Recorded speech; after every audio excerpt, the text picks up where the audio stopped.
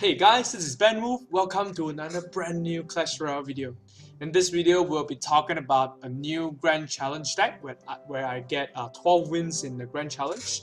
I almost get 12 wins in this deck, but the last match was I make a huge mistake where I poison absolutely nothing on the ground. So we get one loss, but we get the last win at the 12th match. So let's just jump into it. This is the deck, not this deck, I'm sorry. This is the deck that we use for this Grand Challenge. We are rocking with the Giant, Poison, Graveyard, and the Executioner. I would also like to add that this deck, I didn't create this deck. It was actually created by one of our very good Aura family player. His name is called Big Cat. In Chinese name is called Da Mao. He's actually one of my viewer of my YouTube channel. Totally gratitude that he watched my channel and then he joined within our family. He invented this deck and then he got tons of 12 wins with it. So he invented this deck by playing the Giant, Graveyard, Poison combination, and then he changed all the other cards according to the meta. One good thing about this kind of approach is that this deck is obviously being tested, where he plays for weeks and then he adjusts to the meta, see what kind of cards that is good for them. So this deck is stable. Which is stable. So before he used the Executioner, he actually used the Bowler, which he faced very hard against Lavaloon deck or any air deck where the Bowler couldn't do anything. So he find that the Executioner is a very good fit in this deck. So props to him, and this deck gave me 12 wins, and you guys should definitely try it. So contrary to the popular belief that the Executioner has received a major nerf where it deserved, since the last update, I still think the card is pretty strong at clearing swarm units only. So that for right now, basically for the Executioner, you don't want to use it to defend the Goblin Barrel where you're able to before he get the nerf, and you don't want to use it to defend the lone hawk that's being sent in because the damage is not enough.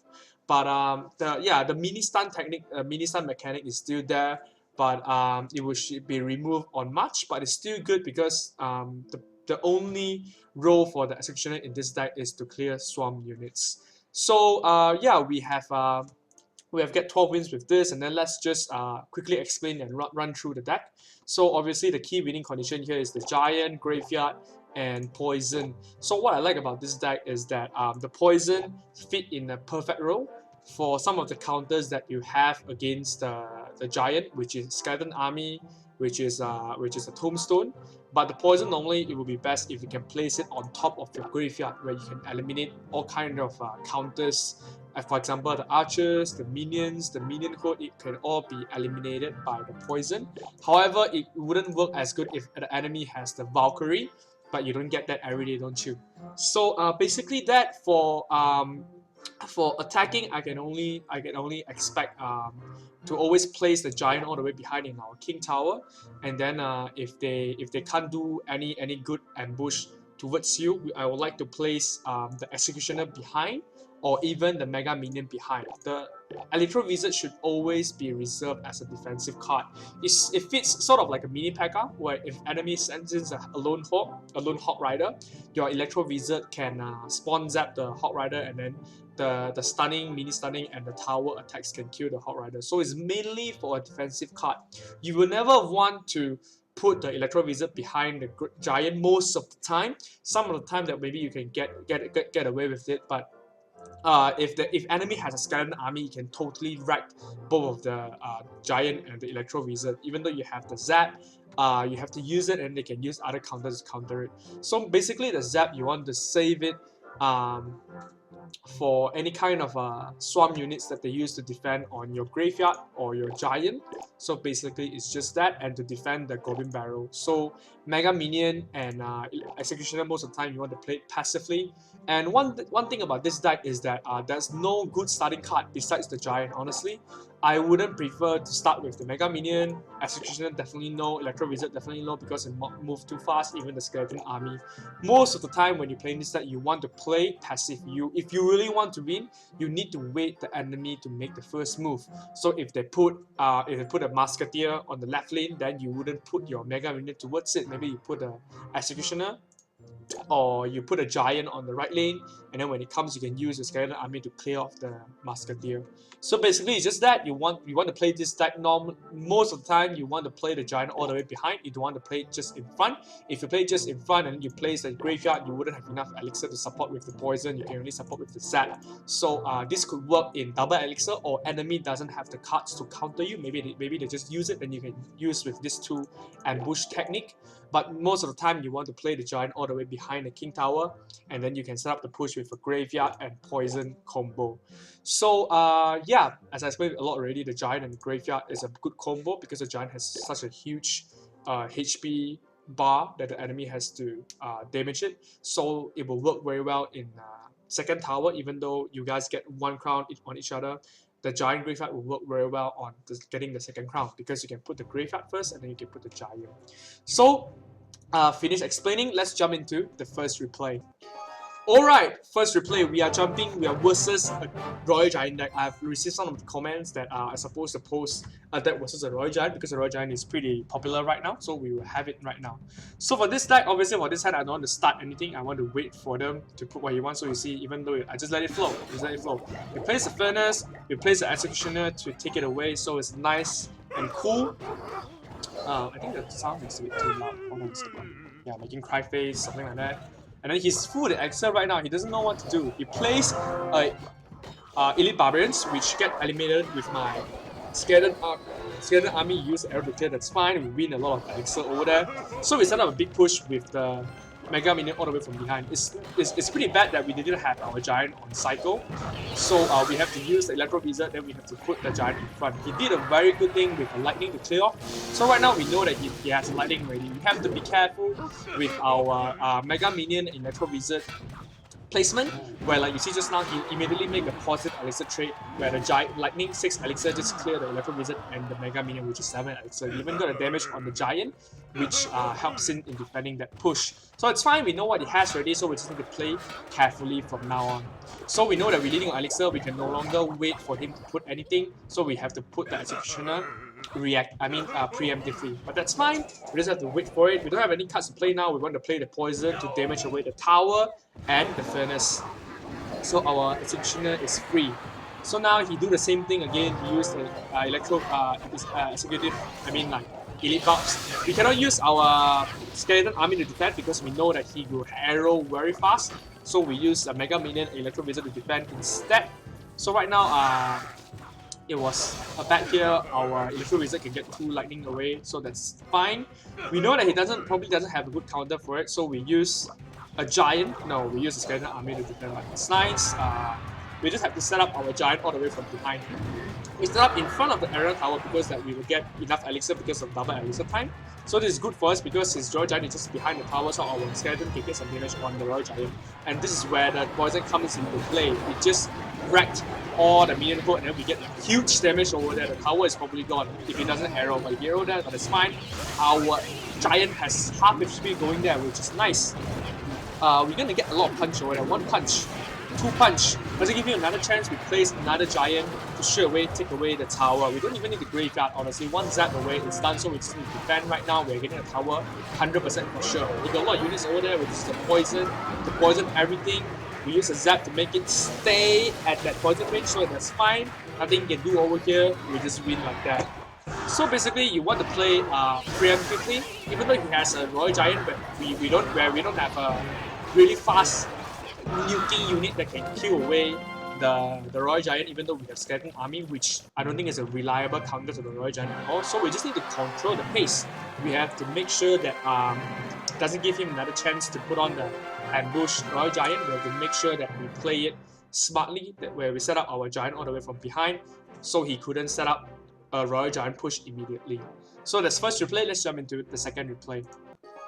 Alright, second replay we versus Julio Cesar. I said a very weird alright just now from Team Brazil. So the thing I like about this deck is that we have the Executioner. We just absolutely wrecked Lavaloon. In this replay, you will see. However, if we versus a very good Lavaloon Lightning player, the Executioner might not be so good because the Lightning and anything else can just kill away the Executioner, but we don't want to let them set up the push of course. So he put a very aggressive balloon over there, where we just reveal our Executioner to totally wreck it. He has the Lavaloon, which is not useful at all. For now, we know that we can deal with the two things, so we just put on the poison, which hits absolutely everything. We hit the minion, we hit the tombstone, and then the Lavaloon just get wrecked by our Executioner and Electro Wizard. So this two card is a very strong air defense cards.